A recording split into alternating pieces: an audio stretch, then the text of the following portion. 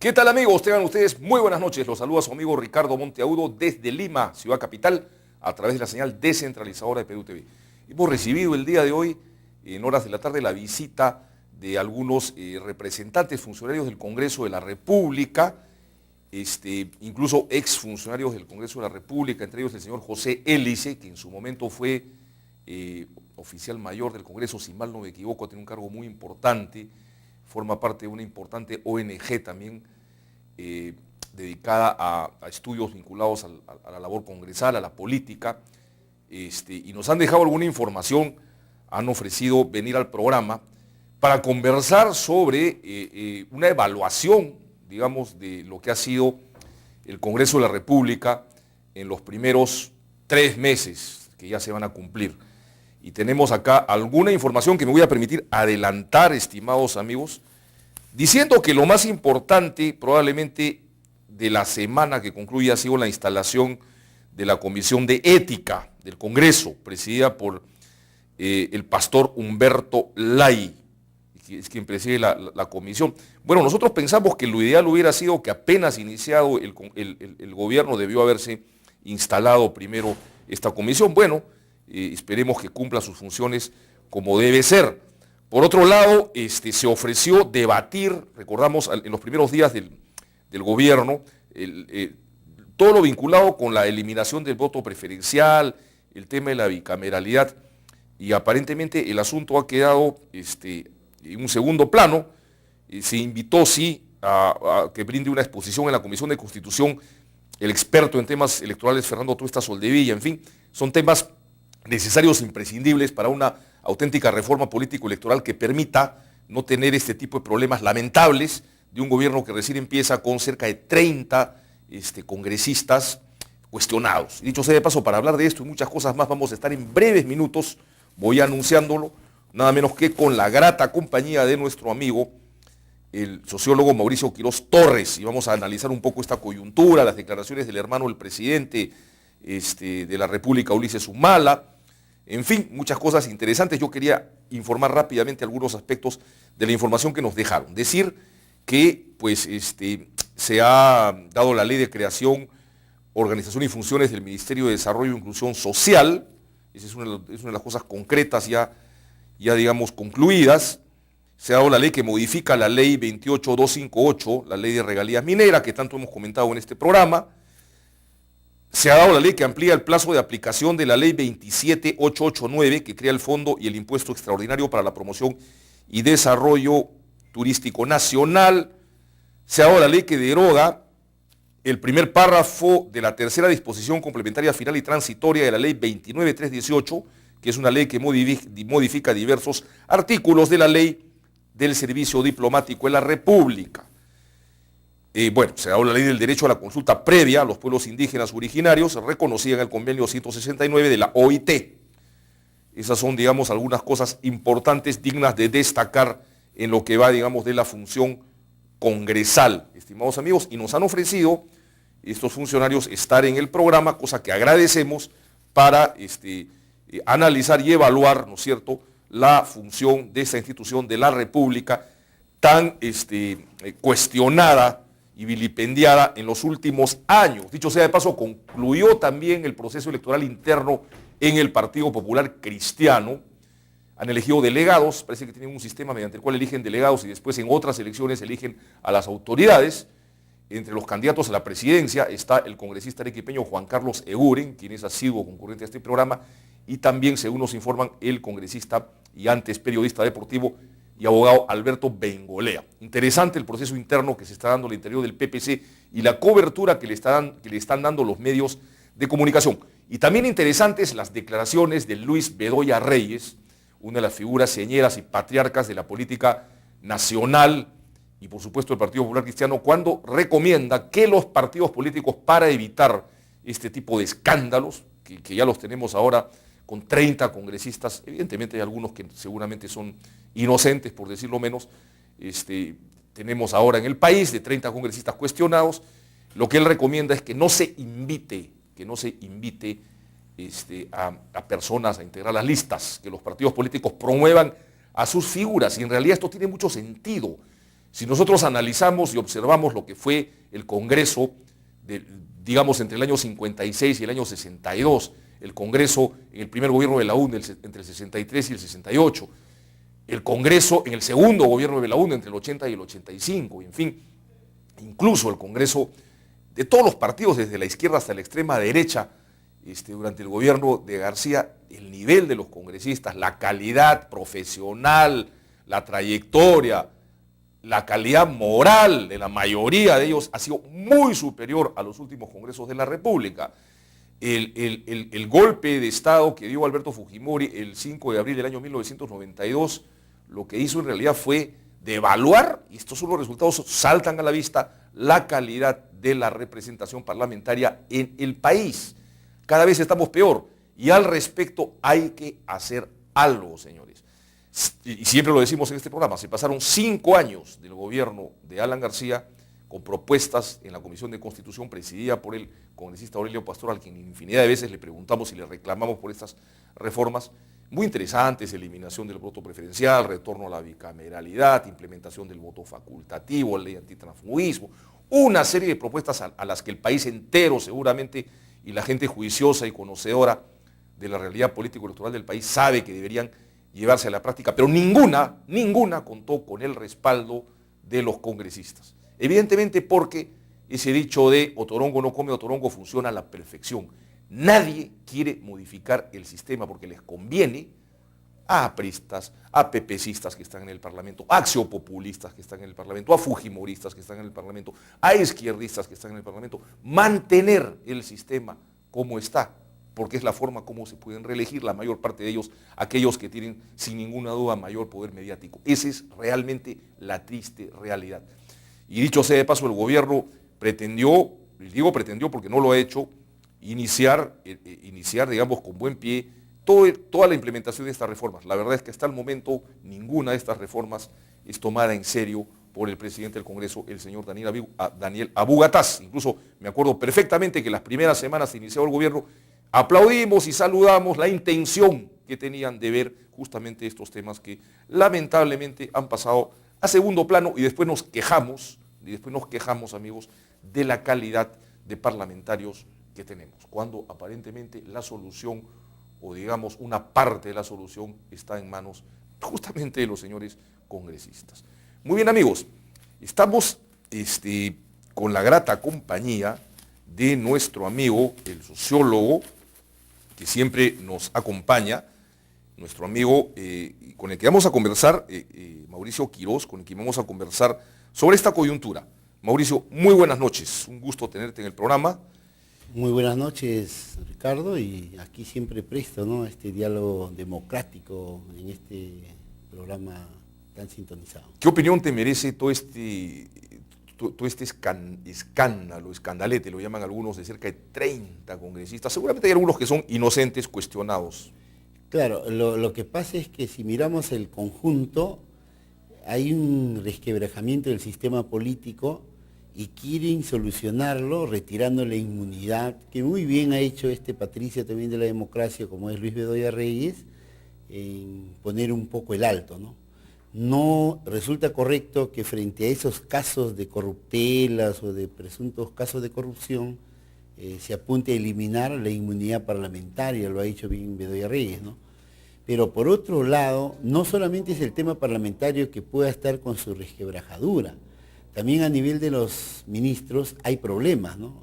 Hay la ministra, por ejemplo, Aída García Naranjo, sus errores políticos no está asumiéndolo adecuadamente. Yo creo que, por ejemplo, ella debería renunciar, ¿no?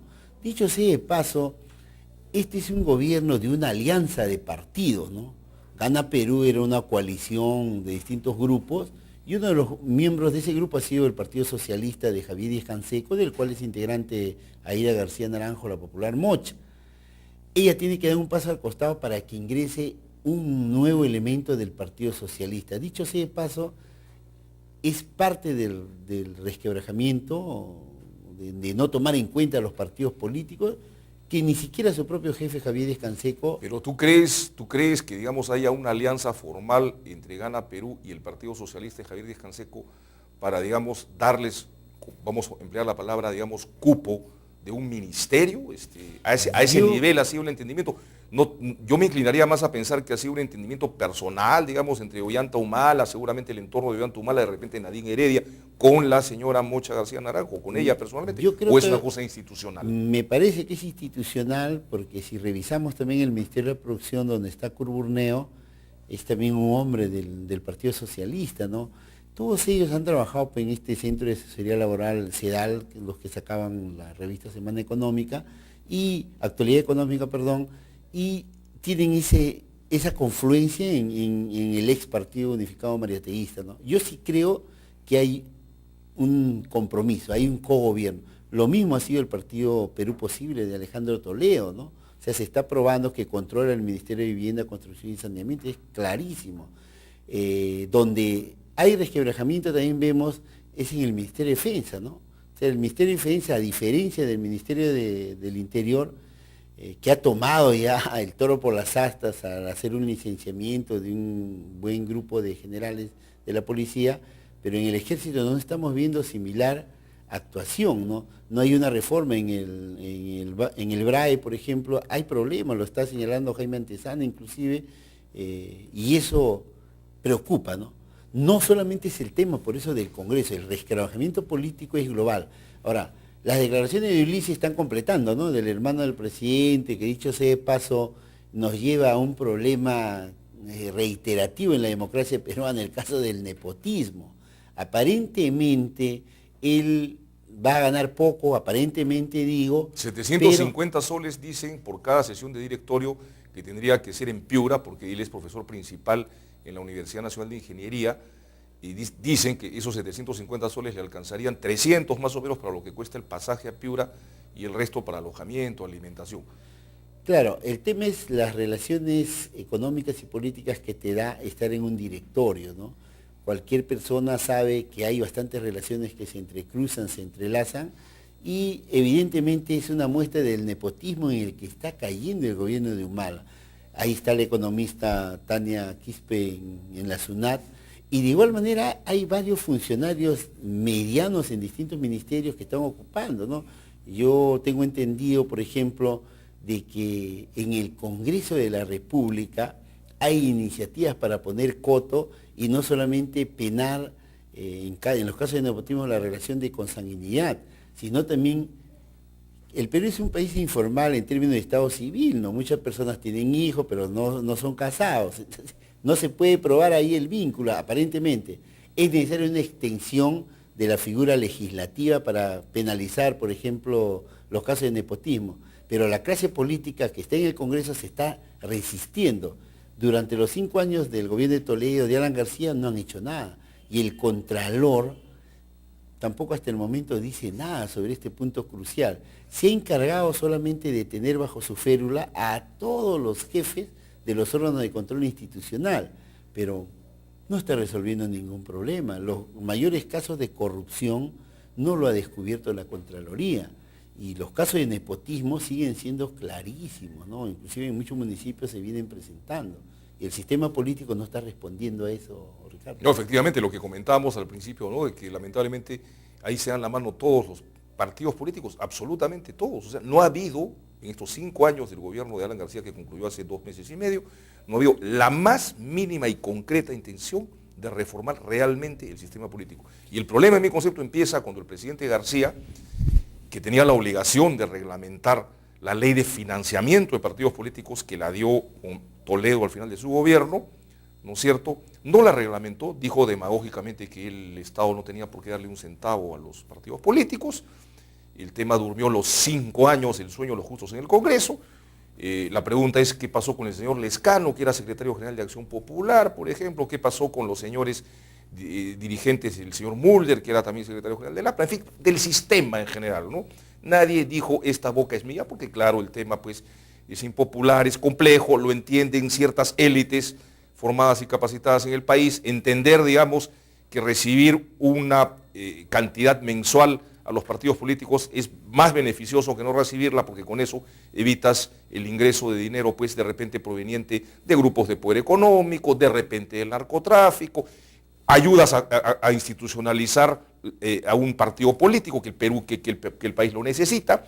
Tenemos, digamos, un desarrollo en muchos aspectos de país del primer mundo, pero tenemos una clase política del tercer mundo, ¿no es cierto?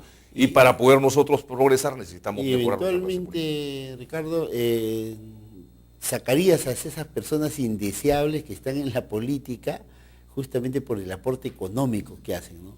Pero es responsabilidad de los partidos políticos. Pero lo que está llamando la atención, en todo caso, particularmente a mi persona, es de que el presidente Humala tolera el nepotismo, ¿no?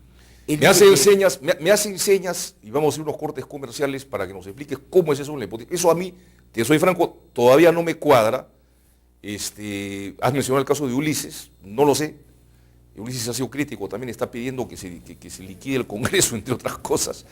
En el caso de la pariente, creo que en segundo grado, de Nadine Heredia, que es jefe de la SUNAT, se trata de una funcionaria con mucha experiencia, no lo sé. Vamos a unos cortes y conversamos de este tema, el nepotismo. Amigos, estamos con nuestro amigo, el sociólogo Mauricio Quiroz. Vamos a seguir conversando con él sobre nepotismo. Regresamos.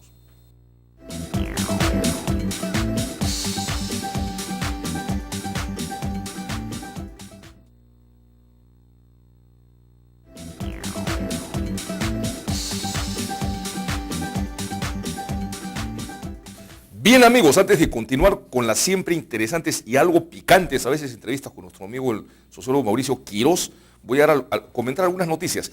Empresas de 10 países presentarán innovaciones en industria láctea en Arequipa. Qué interesante.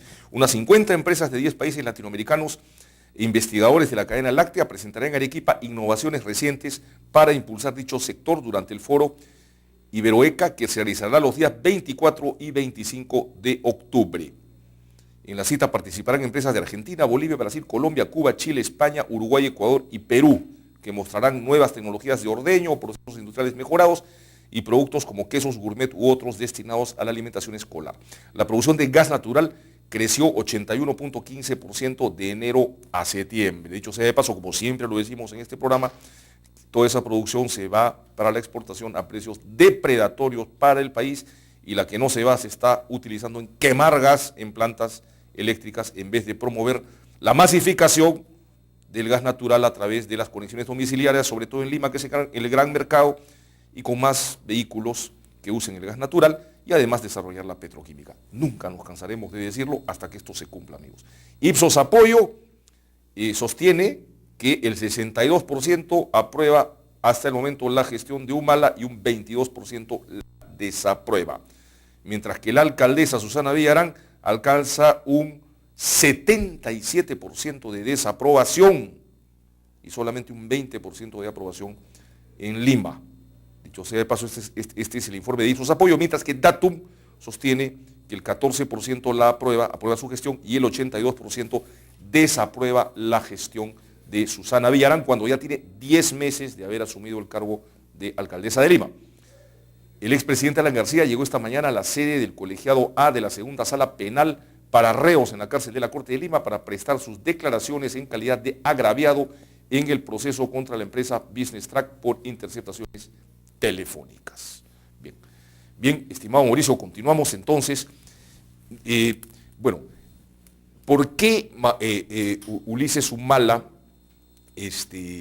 asume ese cargo, digamos, en una EPS en Piura, aparentemente una empresa quebrada, pequeña, siendo el docente principal en la Universidad Nacional de Ingeniería? Tengo entendido que a los profesores principales les pagan más o menos bien en la UNI. ¿Qué se traería entre manos? O sea, ¿por qué razón lo nombran allí? ¿Por qué crees que ese es un síntoma de nepotismo? Mire, yo he seguido de cerca algunas declaraciones del presidente Humala, y él mucho estima que el aspecto técnico de sus familiares es lo que hace que puedan ocupar altos cargos. Dice. Tienen buenos pergaminos académicos, dice. Pero justamente en la política se ha tratado de diferenciar el ejercicio de los cargos públicos, de los que reciben un mandato popular, ¿no? Elección popular, de la colocación de sus familiares, por más buenos pergaminos que tengan, ¿no? Yo quiero decirte, por ejemplo, Ricardo, yo conozco alcaldes, regidores, algunos congresistas inclusive, que siempre se han cuidado siquiera de recomendar hasta un pariente lejano, lejanísimo que ellos han tenido. Inclusive conozco a un congresista que hemos trabajado inclusive en el Parlamento con él, un ayacuchano y uno de Lima Provincia, que han sido bien pulcros en ese sentido. Pero ahora que un presidente de la República esté patrocinando, que porque tienen buenos pergaminos académicos sus familiares estén colocados, Tania Quispe en la SUNAT, perfecto, pero hasta el momento también no destella, no deslumbra, no dice nada. Y como te señalaba hace algunas semanas, Telefónica, Cerro Verde, se están zurrando en la economía peruana con tributos que no se les cobra. La SUNAT, mejor dicho, es impotente hasta el momento y Tania Quispe está completándola.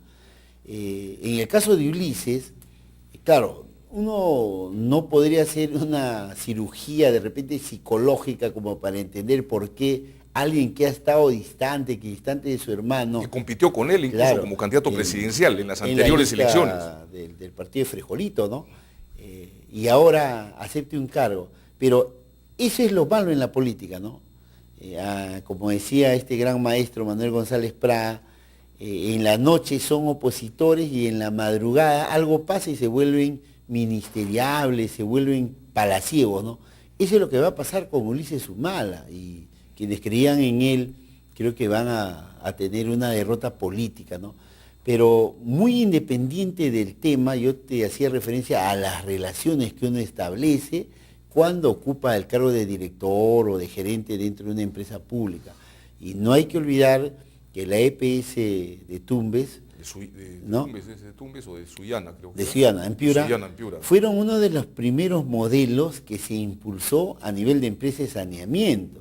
O sea, paradójicamente ahora hay una junta de acreedores que está manejándola. Ulises dice desconocer esto, pero creemos de que este señor debe de renunciar, ¿no? O sea, no debe aceptar esa propuesta. Y el presidente tiene que cuidarse en ese aspecto, ¿no? Como un presidente de la República va a estar patrocinando los méritos de sus familiares, ¿no? Él ha dicho que valen por su... Pero yo hago una propuesta bien sencilla, Ricardo, que creo que toda la clase política y los sectores de la ciudadanía, como el Colegio de Abogados, debería de avalarlo, ¿no? ¿Por qué no someten a concurso, así abierto, todos los cargos? Nadie se entera de los concursos que hay a nivel de CAS. En el Ministerio de Economía, por ejemplo, tiene la mala costumbre de publicarlo en la noche, al día siguiente vence el plazo de presentación a las 8 de la mañana. O sea, ¿quién se entera? Solamente los que están ahí en torno, ¿no? Y eso es seguir favoreciendo las gollerías políticas, ¿no? Por eso es bueno que en el Parlamento, de repente el Colegio de Abogados de Lima, también amplíe los casos de nepotismo, no solamente para las figuras de consanguinidad, porque decía hace unos momentos que no todas las familias tienen matrimonios formales, ¿no? O sea, aparentemente no te has casado, no tienes ningún vínculo. Entonces, hay que extender esa figura en la legislación. Y la Contraloría, ese aspecto también debe merituar en sus exámenes de control y tiene que proveerse la elaboración de algunas fichas para que cuando uno es designado en un cargo público se sepa con exactitud la relación total de familiares que tiene, tanto directos como indirectos. ¿No crees que en el caso de Ulises Humala, estoy especulando, podría tratarse de un encargo particular del presidente a una persona de absoluta confianza que podría eximirlo de tanta crítica? No, a mí me parece que a él le están haciendo probar las cuotas de poder, ¿no? ¿Tú crees eso? Y él ha aceptado. Lo que quiere decir que ya pecó. Y los pecadores en la política no merecen, pues. No merecen estar, ¿no? Bueno, son puntos de vista. Observaremos cómo se desempeña Ulises Humala, observaremos cómo se desempeña la jefa de la SUNAT. En fin. Pero en Ulises, en la UNI no destella. Yo tengo información de los centros de estudiantes y de los profesores de la DUNI, no destella. Él dice que es un buen director de administración, dudo. Ya. Algunos... Bueno, ¿y qué opinas tú de, más bien, a mí lo que me preocupa mucho son las declaraciones que ha hecho de que se podría disolver, las ha hecho hoy día, me parece, no sé si en el diario 16 o en el diario Correo, en uno de esos dos periódicos lo he leído, no recuerdo con precisión en cuál, en donde habla de la posibilidad de si esto sigue así, que se justificaría disolver el Parlamento. Pero comparando, muy independiente de la figura que pueda tener el presidente Humala con Fujimori, que es el que perpetró ese golpe de Estado funesto el 5 de abril del 92, no creo que Humala estaría en la talla como para dar un autogolpe, un golpe o cerrar el Congreso. Dudo. Y lo que sí me llama la atención es que Humala no dice nada, el presidente de la República. Y sus congresistas, más preocupados por el tema de la corruptela, de sus 30 congresistas que están con problemas de corruptelas, me preocupa que el presidente Humala no diga nada, porque él debería de parar ese tipo de declaración, o sea, salir al frente, ¿no? Y reafirmar. De repente no será que ha tenido cierto ese periodista norteamericano en Estados Unidos cuando le decía que si se pronuncia o no sobre su reelección. De repente están buscando eso, ¿no? Y si la unamos a esto, las declaraciones que ha hecho en un programa político el ministro de Justicia Francisco Yurren, en el sentido de que debería haber una nueva constitución y promover una asamblea constituyente, se está completando el panorama. Lo saltante es la omisión del presidente Humala, no dice nada, lo que quiere decir que algo hay, ¿no? Muy bien, Mauricio, muchas gracias por tus siempre interesantes y en muchos aspectos polémicas, porque van a generar polémicas, declaraciones y análisis que haces de la coyuntura. Estaremos en otra oportunidad. Muchas gracias, Mauricio. A ustedes. Amigos, no se vayan, regresamos en breve. Vamos a tener la presencia de el exgerente del AMPE, Pedro Morales, de la señora Pilar Silvera, de la Asociación de Mujeres Empresarias del Perú, que están organizando un evento de pymes y de MIPES, mujeres en la actividad empresarial, y seguramente vamos a tener una llamada telefónica desde Tarapoto del doctor Armando Tauro, que ha dictado una conferencia allá en el oriente de nuestro país, en Tarapoto.